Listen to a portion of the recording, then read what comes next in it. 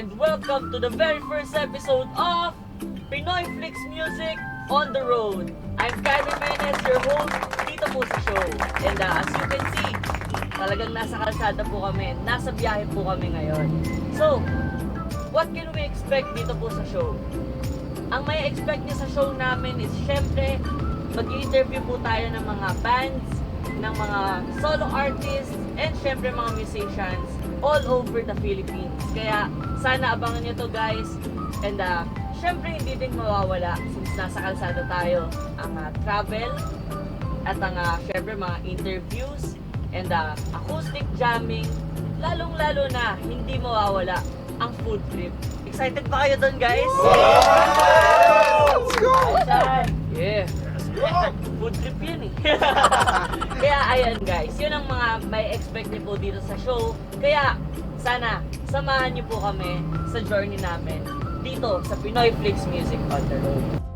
Guys, this show is presented by Pinoy Flix Online Channel. And makikita po ninyo lahat ng mga series, mga films, and mga documentaries ng Pinoy Flix sa YouTube channel po nito. And guys, go check it out. Siyempre, dito sa first episode ng Pinoy Flix Music on the Road, feature po natin ang napakagandang lugar ng Binangonan, Rizal. Since this is our first episode sa Pinoy Flix Music on the Road, hindi na ako makapaghintay na i-introduce sa inyo ang co-host ko for this episode. Walang iba, kundi si Ate Yesa of Moongrave! Hello, thank you Pinoy Flix Music for having me as a co-host today! Yes! Let's go! And ayun, Ate Yeah. Yesa, ano po yung pinagkakabalahan nyo today? And kamusta po kayo? Kamusta ang life natin? Actually, ako busy sa work, pero today, ngayon, focus talaga ako sa adventure natin ngayon no? Yan, Kaya oh. naman talagang excited na ako sa travel natin, sa adventure, sa pagkain, tsaka sa music, tsaka sa banda, no? Yan, sa bagay. Siyempre sa music ito. Oo. Ako, naririnig ko talaga, gutom na sila. Oo, parang pagkain yung hanap nila Yung food trip yung hanap nila eh. Pero siyempre, excited na din tayo tumingin sa napakagandang mga places, mga magagandang views sa Binangonan, Rizal. Kaya Binangonan, guys. check nyo yan mamaya guys. I-feature natin yan and hindi na kami mapakali na i-feature para sa inyo yan. May pakita, di ba? Ayun, kamusta naman yung mga latest gigs po ninyo? Or meron ba kayong mga upcoming gigs sa Moongrave? Alright, sa Moodgay, ngayon meron kaming latest single na nilabas. And abangan nyo, stream nyo on Spotify. Bagong pahina, available na yan sa lahat ng streaming platforms, Spotify, and also follow us on our social media account. That's Moodgay. Yan guys, Moongrave PH. And syempre since mahaba-haba pa yung oras, marami pa talaga tayong mga travel. And mamaya syempre, meron pa tayong mga jamming. At syempre, explore natin ang Binangonan, Rizal. So, abangan natin mamaya. Itutuloy natin ang kwentuhan. So, kita-kits tayo guys pagdating namin sa mismong place. Yeah! And syempre, kita-kits tayo sa Binangonan!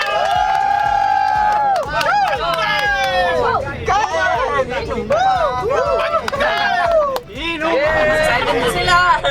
Syempre kami din! It's going to be a long day of travel.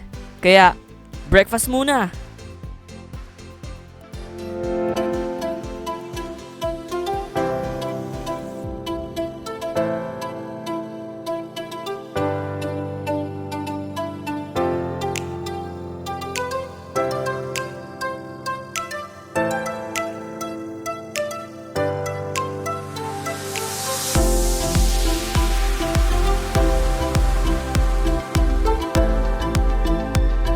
Oops! Alalay lang guys. Dahil mamaya, literal na kain, pasyal, at more kain ang gagawin natin buong araw.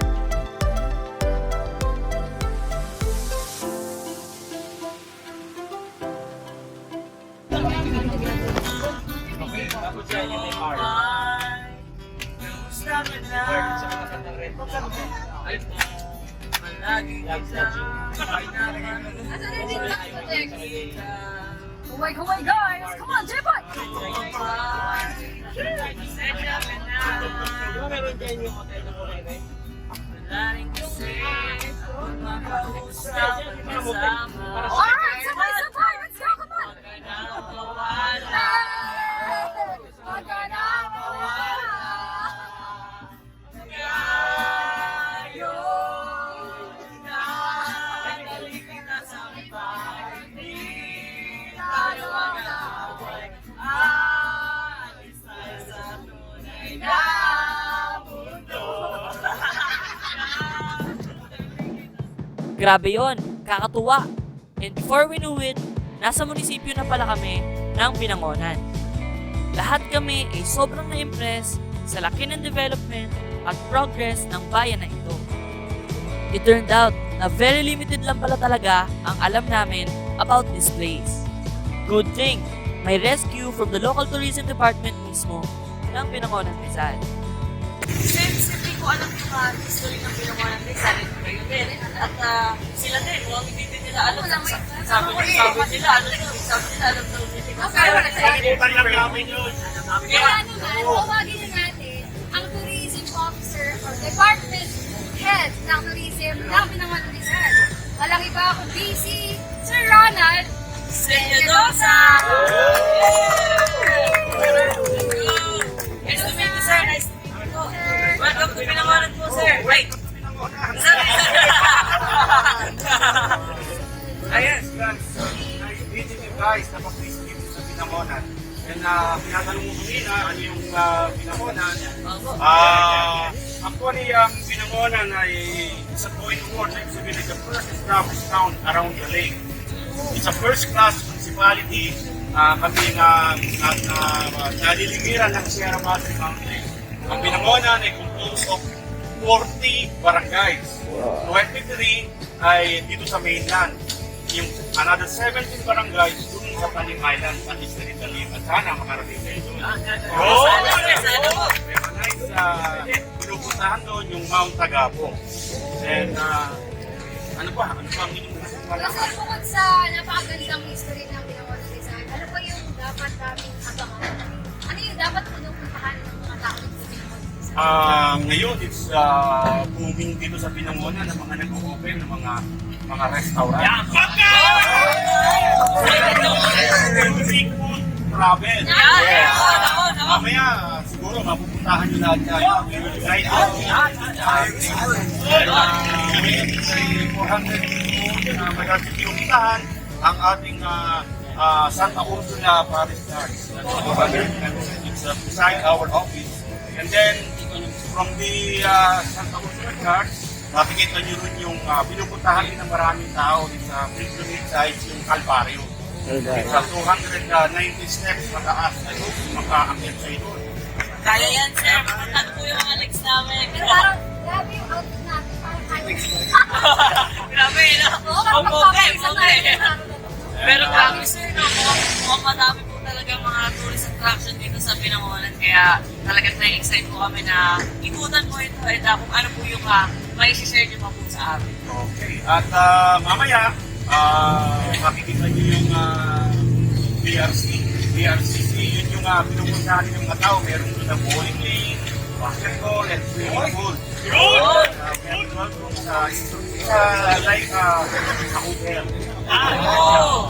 Ayos yun, sir. Yeah. Maririnig namin siguro ang inyong mga musika ron.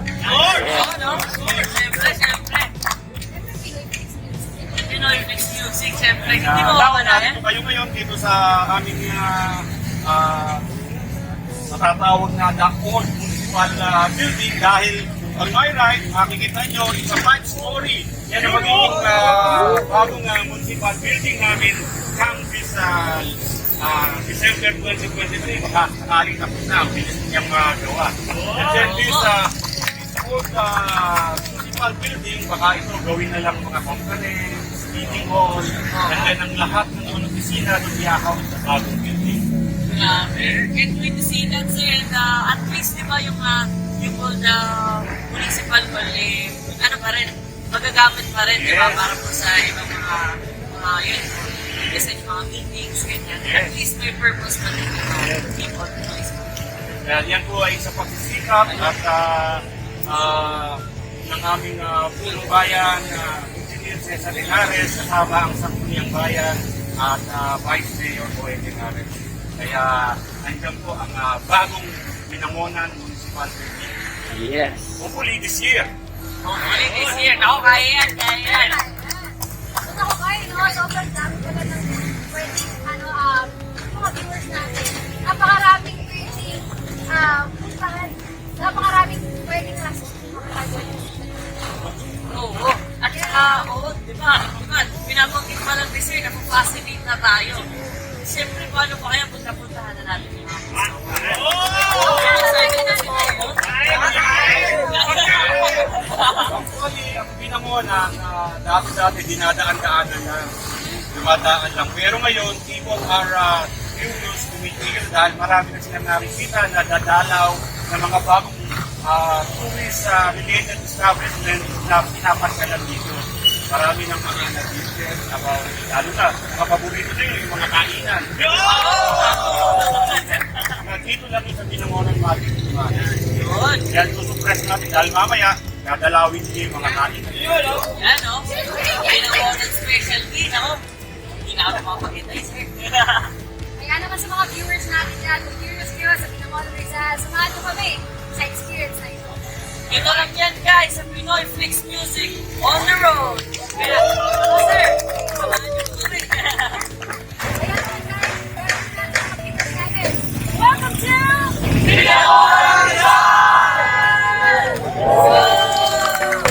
Hi guys! My dear at Binangonan Rizal! Ano masabi? Wow! We learned so much about Binangonan. Sobrang interesting itong place na ito. Hats off to Sir Ronald and thank you so much po. Because of this, we're much more eager to explore the place and the food dito sa Binangonan Rizal. But before that, this show is not just about travel and food. It is also about music. Kaya, tugtugan na! 1, 2, 3, 4.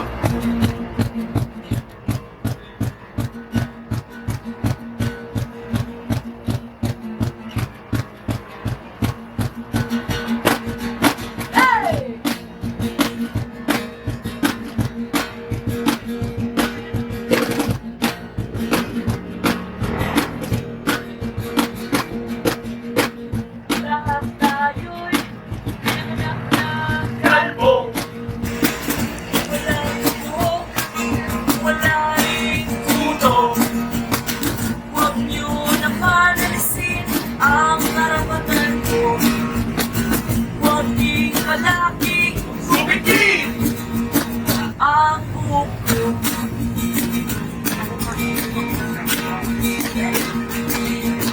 Pagpasok ko sa eskwelahan ito, nais nila'y gupin ko'y pang-weirdo. Ayaw nila ang skinhead o kalbo, lalo na sa long hair ko. Di nyo alam kung ito sa hairstyle na pinapauso nyo. Palibasa, hindi ikaw ako. Napagtatawanan ng mga tao. Hey! Anong paki mo sa long hair ko? Anong paki mo? Hindi ito sa'yo. Anong paki mo sa long hair ko? Hey! Tingin ka lang kasi ikaw nakakalbo. Woo!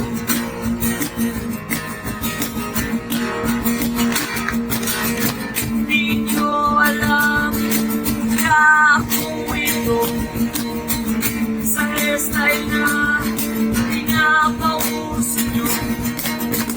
Palibasa, hindi na ako napagtatawanan ng mga tao.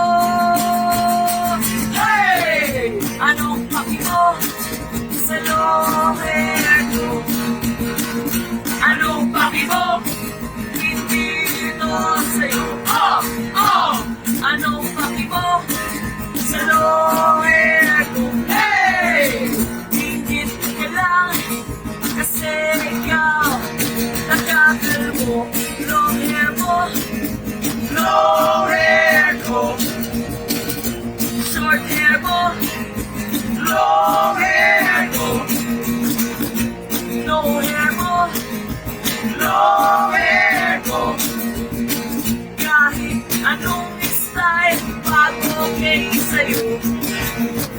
Enjoy lang tayo sa long hair ko.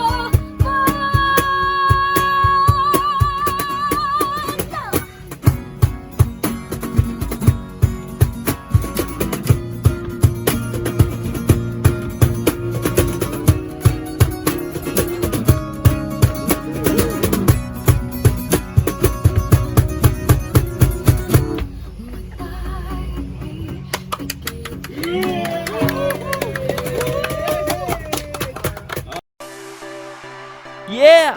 We hope you enjoyed it, guys! Tugtugan pa uli tayo mamaya. But before that, we really can't wait to explore more of Binangonan.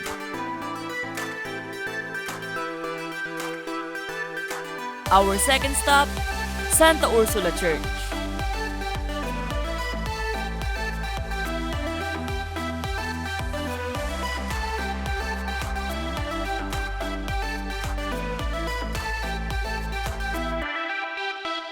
Isa po ito sa mga oldest church dito sa Pilipinas. And more than 400 years old na po itong simbahan na ito na itinayo noong 1621.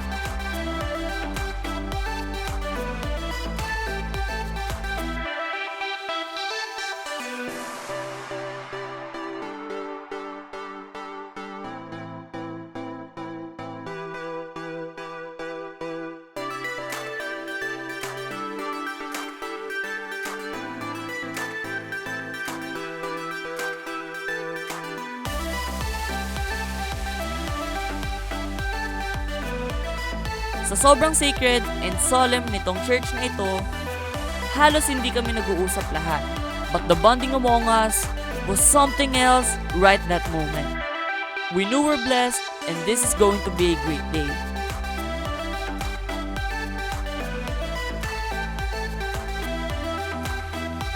Sobrang nakaka-amazing church, kaya di talaga namin pwedeng palampasin yung picturan.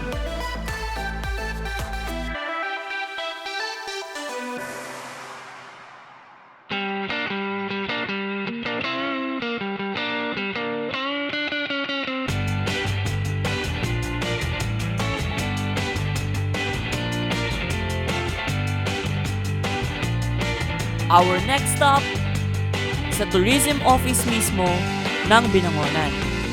What's interesting about their office? It's an office and a museum in one.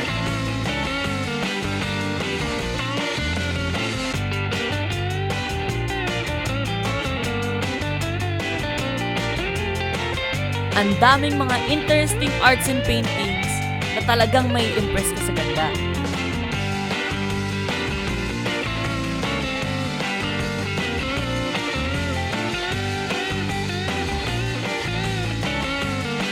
What's up, Kuya Ian? What's up? Ayaw niya bumansin.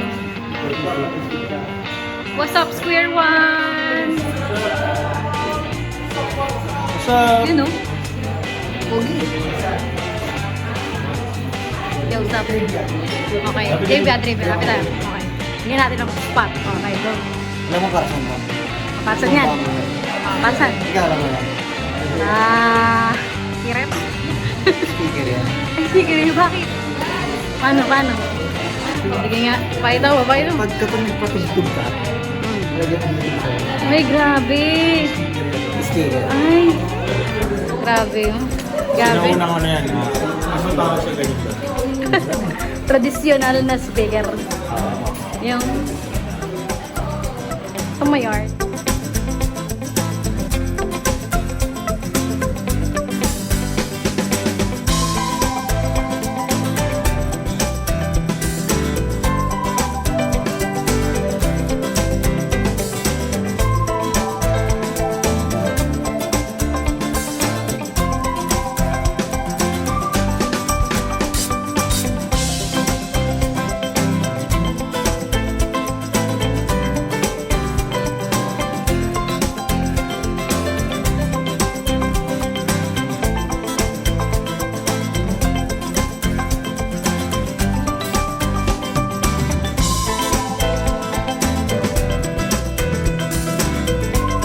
Napakayaman po sa kultura at sining ng bayan na ito ng Binangonan. Kakabilib?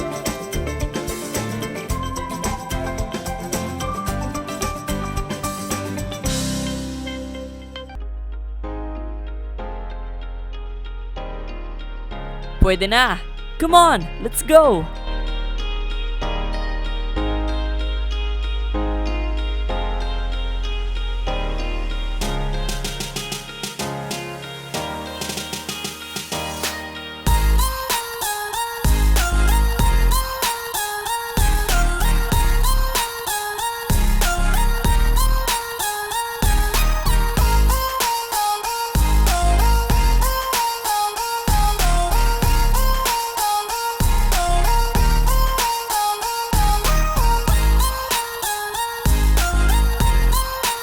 Ang ganda ng mga puno sa trail.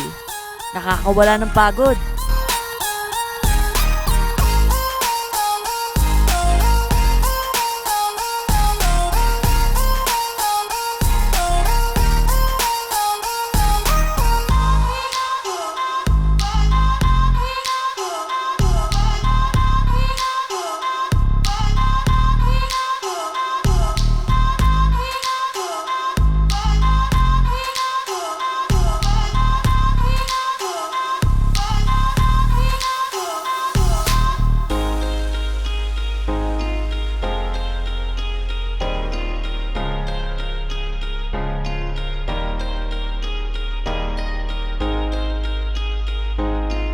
Last stop point, sa grotto ni Mama Mary.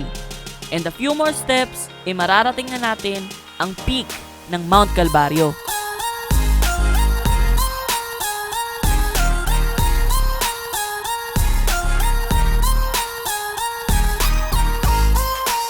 Yes, we made it!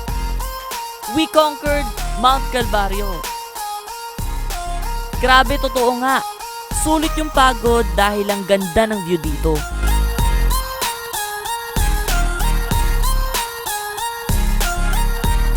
Di namin in-expect na ganito kaganda dito. Believe me guys, you should include Mount Calvario sa mga susunod yung travel destination. Sobrang sulit! Woo! Yeah! Alright.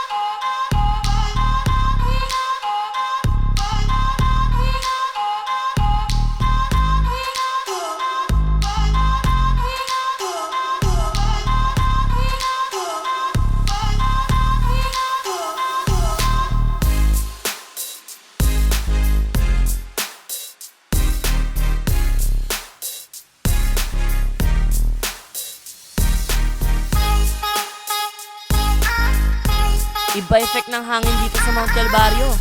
Nakaka-hype.